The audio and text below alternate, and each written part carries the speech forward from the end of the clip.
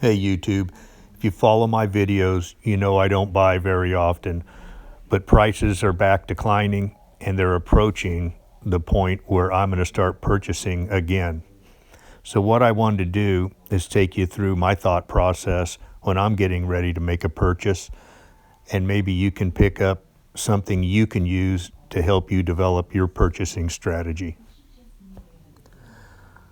The first thing I do is decide which of the precious metals am I interested in purchasing at this time. And for me, that's simple because I purchase either gold or silver. And right now, I'm definitely leaning much stronger towards gold, even though the gold to silver ratio is at a high point. Just a few of the reasons that I prefer gold is, one, the premiums on gold are typically much less than the premiums on silver. Another reason is storage. It's much easier to store gold than it is silver. Another thing would be the fact that the large banks and the rich obviously have much more confidence in gold as they store large quantities of it.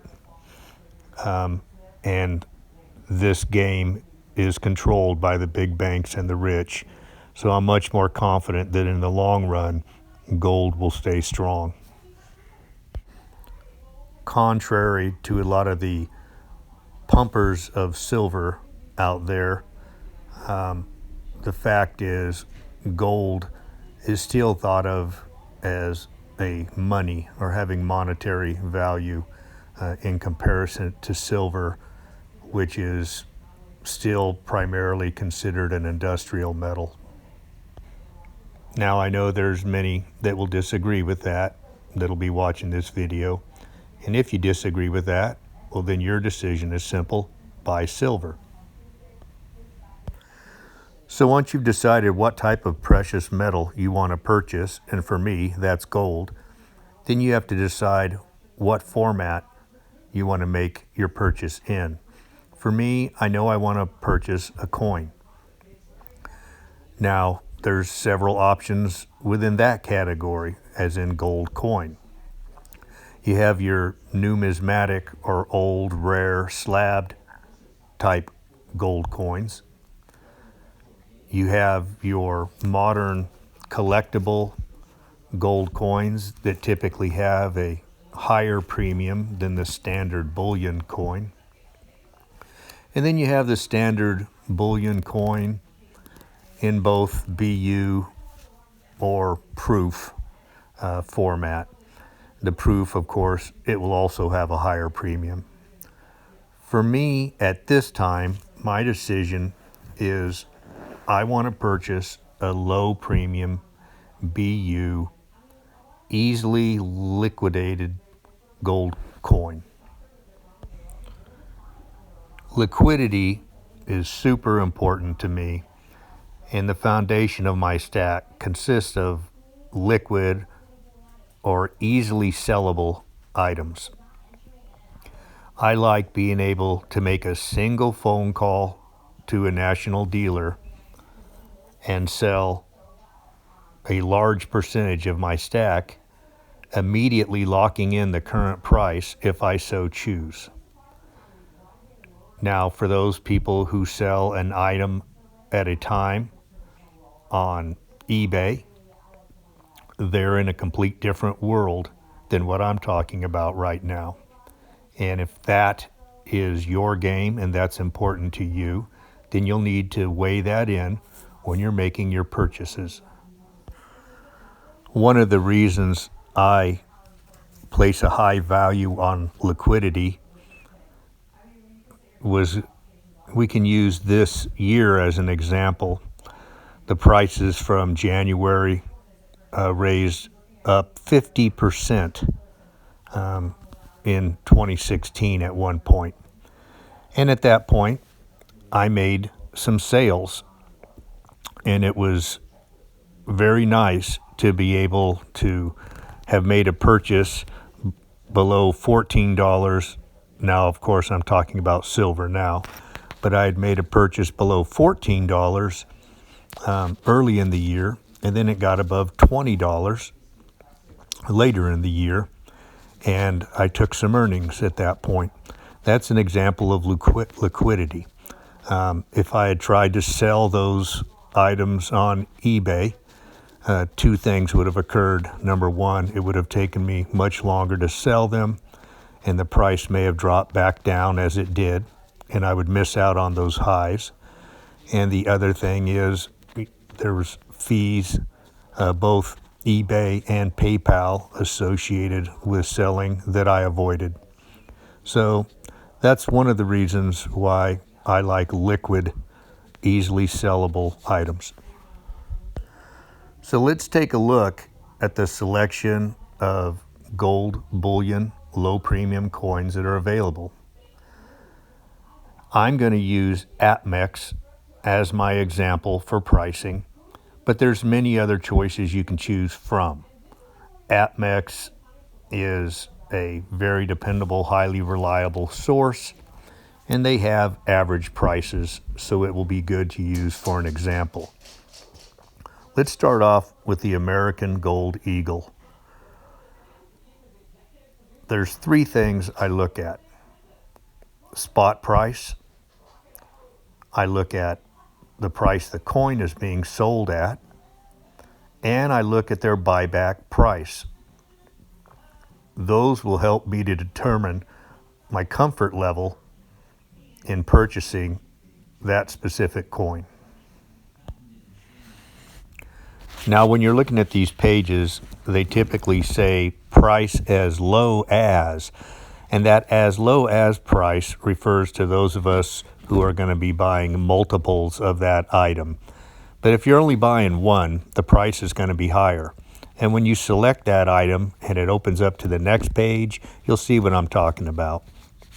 You'll see that there's a price if you're buying one, and you'll see there's a different price if you're buying several. Another thing is when I'm shopping, I always try to buy the 1 ounce increments because the premiums are simply lower when you on the 1 ounce, and as you move down to the half, quarter, or 1/10 ounce, well, then the premiums go up. So the more you can afford to buy, the less expensive it will be for you. So the info we can see looking at these pages is the buyback price is about $11.80. The as low as price is $12.22, which is about a $42 difference. And then the purchase price, though, if you're buying one of these items, is $12.32. So there's about a $50 differential between what I'll pay for it today and what they will buy it from me today. That's pretty common when dealing with a 1 ounce gold American Eagle. Next, let's look at the Canadian maple leaf. The bottom line on the 1 ounce gold maple leaf is it would cost me $12.17 to purchase it, and they would buy it back for $11.70, or a difference of $47. One thing that I failed to mention up to this point is the fact that the pricing also varies on the method in which you pay.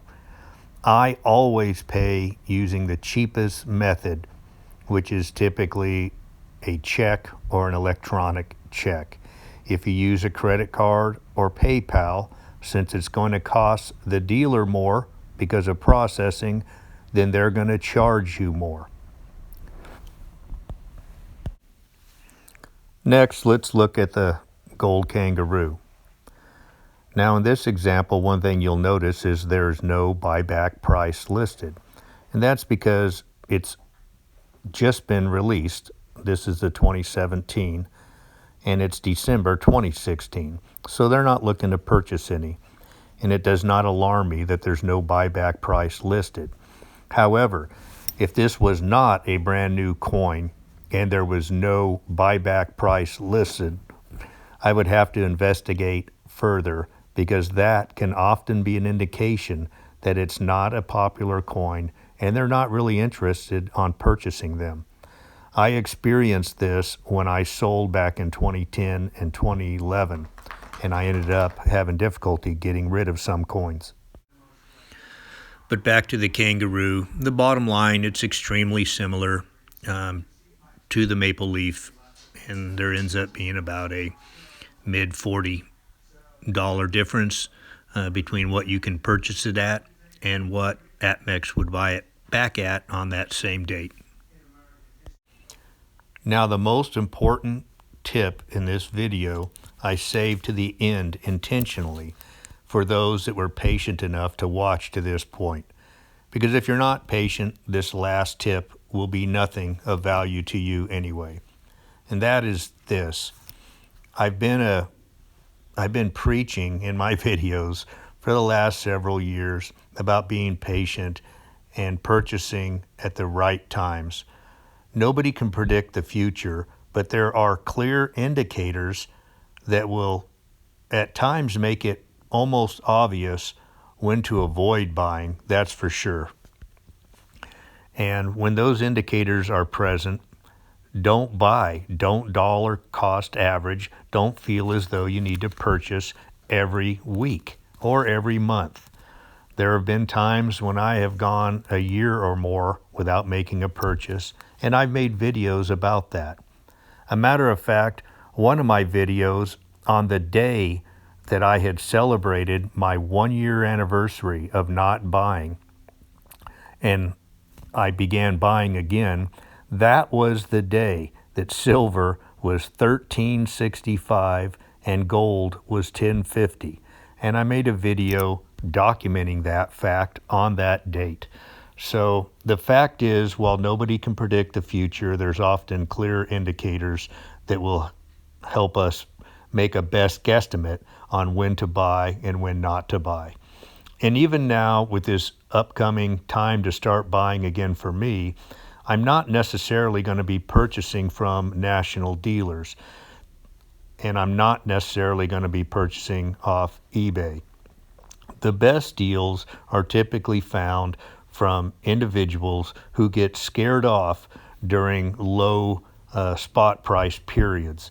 And by Craigslist and other means, it takes footwork, but sometimes you can locate those people and really get additional savings on top of the low spot prices.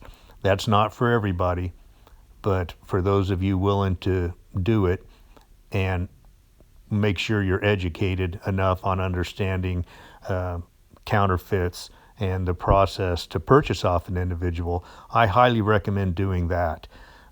So anyway, the process for looking at coins just continues the same over and over again. I hope this helps somebody, and I'll talk with you all later, YouTube. Bye.